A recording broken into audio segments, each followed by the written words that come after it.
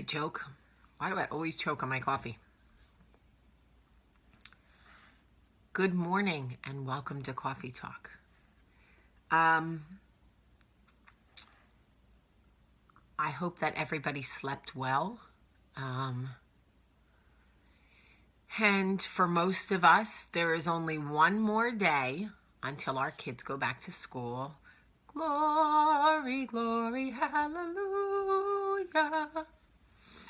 I am ready, and I have no shame about that. I am ready to send my kids back to school. So every time that I have any interaction with somebody that is more than just a, hey girl, how are you? Good, hey, how are you? Like a real meaningful interaction, I try to say, what is the lesson here for Coffee Talk? Like, is there anything that I can apply that will benefit the people that tune in to Coffee Talk? I don't know. Can you hear me? If you can hear me, push the like button or the love button. I see a couple, but usually I see more. I just want to make sure you can hear me. All right. So, ow, sitting on my foot. Okay. Yeah, today's like the Mondayest, Monday? Where am I from? Canada?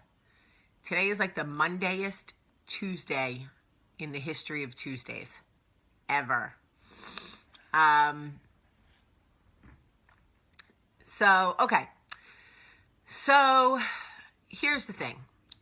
I was on my Instagram page the other day, and for those of you who come over and followed on Instagram, I hope you're enjoying it. Most of you are clearly have similar senses of humor than I do, which I love. Anyway, and somebody asked me about another person. Hey, Jamie, why don't you talk about so-and-so? Or, talk to me about so-and-so. And I responded, snippy. I said something like, can somebody tell me what the point of this question is? I think because I was sick and because I was irritable and because my kids had been home for 2 weeks and because I was over it and because I'm human and because sometimes I'm snippy. And I felt really bad about the way that I snapped at her. And she sent me a message and I wrote her back and said, listen, I'm sorry. Honestly, I've just, I haven't felt well and I'm just irritable. We all have those days where we're just everybody shut up. But I want to explain to you why I don't talk about certain people. I understand that people feel that they have a certain right to information. When you watch a show, when you read a book, when you go see a movie, when you support people's creative outlets, you feel like you have a certain ownership in their journey. And you do, in a way. But I want you to understand why I don't talk about certain people. I always say it's not my story to tell. And it really isn't. I have learned a long time ago, Jamie, stop telling other people's stories. Because what I was doing, if I'm being really honest, is I was telling other people's story the way I wanted the story told. We all do that. We tell our side. And sometimes we make sure that the story sounds better for us. And I realized I was giving away all the power in my own life, trying to control the narrative of other people. Listen to me again. I was giving away all the power in my own life, trying to control the narrative of other people. You cannot control the narrative of other people. They will always tell the story the way they saw it, the way it best expresses their view on it. And I was doing that. And I could no longer tell whether I was telling the accurate story or the story my heart wanted to tell or the story my hurt feelings wanted to tell. And I realized that it had become a compulsion. And all my power had been given away to people that had hurt me.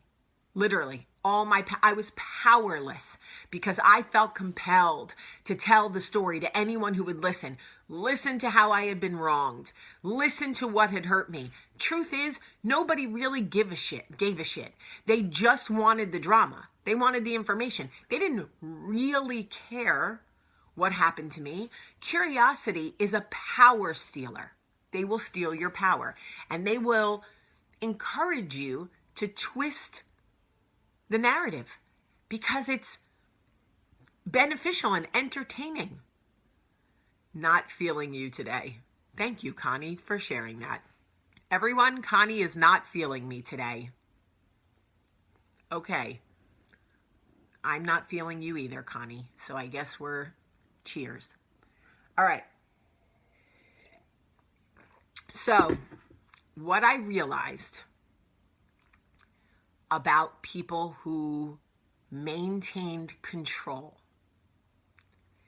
they were people who were able to hold on to their personal emotional power.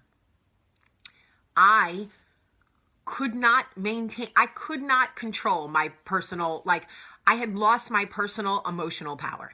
I was giving it away left and right to anyone who would listen, and I was so depleted trying to make my case. If you have ever been in a situation where you are desperate to make your case, if you have ever been in a situation where you just want to be heard, you just want to be validated, you just want to be right, you are giving away your emotional power because these people cannot validate you. It isn't possible. So what I agreed to do for myself, all right, leave Connie alone. What I agreed to do for myself was stop talking about it. The greatest power I had was to give it zero attention, to give it zero life. The compulsion that I felt, I thought was giving me power. I thought that if I controlled the narrative that I was in a position of power, and the truth is this: who they are is who they are. The things they did and the things they do are the things that they will continue to do. I don't need to tell the narrative. It doesn't make me powerful to talk about it. People will see it or they won't. The most powerful thing I could do was stop talking about it. Stop giving it life, because I had depleted myself of my own emotional power, and people who are in control of their own life are in full control of their emotional power. Let me say that again. People who are truly in control of their life are in full control of their emotional power. They do not give it away to anyone else. It is okay for you to say, I refuse to talk about it. It doesn't mean you're wrong. It doesn't mean you're right. It doesn't mean you don't care, and it doesn't mean you do. It simply means that you are going to protect your peace, maintain emotional control, and really focus on maintaining control in your own life, because we all know we can't control the actions and reactions of other people. We just cannot. And the more we try to control the narrative of other people, the less emotional control we have over our own lives. Okay, listen to me. I'm going to say it, and I want you to respond to me because it is important to me. The less attention you give a situation, even when you are desperate for validation that you have been wronged. You know you've been wronged. You don't need anybody else to tell you that. You know what being wronged feels like, and you know what it looks like. The best way to maintain control over your life is to maintain complete emotional power and control over yourself. Do you understand what I'm saying? Tell me if you understand. Because if you do, you truly can set yourself free. You truly can set yourself free. As soon as you understand that in order to maintain the power in your life and the control in your life, you have to maintain total emotional control. That is when you are the most powerful, when nobody has control over your emotions, when people prod you about a situation and you finally get to a place where you say, I don't discuss it. It's not my story to tell. Okay, Tamara, I will give you an example. I have had falling out with friends. Okay? People are curious. People want to know why. They want to know what was done to me. They want to know why these people are not in my book, why I never mention them, why I don't give them any attention. I realized that I had spent so much time trying to control the narrative. And in trying to control the narrative, I gave away all my emotional power, all of it. I was powerless because I was trying so desperately to get people to hear me. Don't you know how I was wrong? Don't you see what they did to me? I was like an emotionally, I was, here, take my emotional power. Here, control my emotions. Every time someone brought up their name, I became a different person. It was like a mask that went on. I was like full of rage. I was no longer in control of my own emotions. I cannot give people who hurt me that much power over my emotion because then I lose control over my life. You cannot control my life. You cannot control my life. And that's what they were doing. And that's what they're doing to you. And if you don't see it, you are not there yet. But when you give someone the power over your emotions, they are controlling your life. Controlling your life. I have the power now. Yes, Katie, I have the power. So when people say to me, hey, what happened with so-and-so? I say, oh, that's not my story to tell. Simple enough, right? That's not my story to tell. And if you're not there yet, ask yourself why. Why do you feel compelled to talk about it? Why do you feel compelled and obsessed with telling the story and controlling the narrative? How is that beneficial to your life? How are you protecting your peace in that way? Like, I get that you're not there yet because there was a place and time where I wasn't there yet either. But it didn't benefit me at all. It didn't help me. I didn't grow from it. Being in that space, it didn't change the situation. Like, maybe one person was like, oh, she did that to you? She's not a good person. It still didn't make me feel good. It was never enough. I wanted the world to see these people for who they were.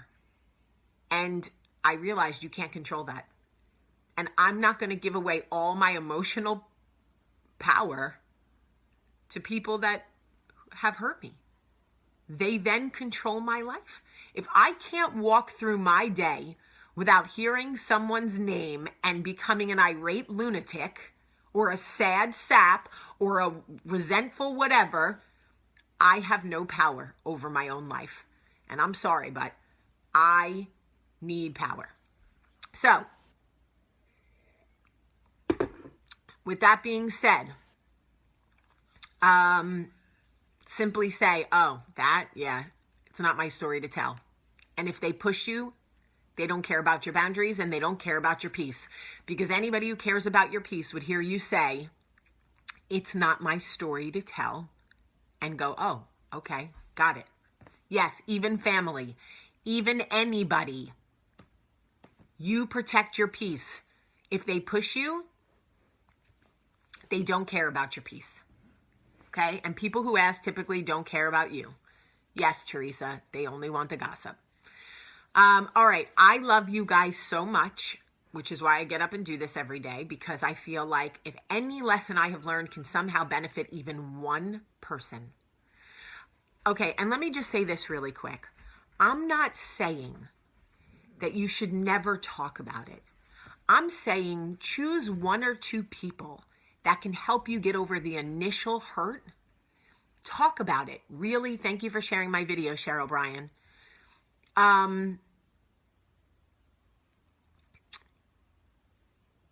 Yes, find somebody, one or two people safe that you can talk about the narrative. You can talk about what happened. Of course, yes. I'm talking about everybody else that will come to you with their hand out wanting some of your emotional power. Every time you try to control the narrative, every time you try to validate your feelings by telling people the story, you keep it alive and you're giving away your emotional power, which means you have no control in your own life. Take the control back and say, that's not my story to tell. That's it. All right. I love you guys so much. Have a great day.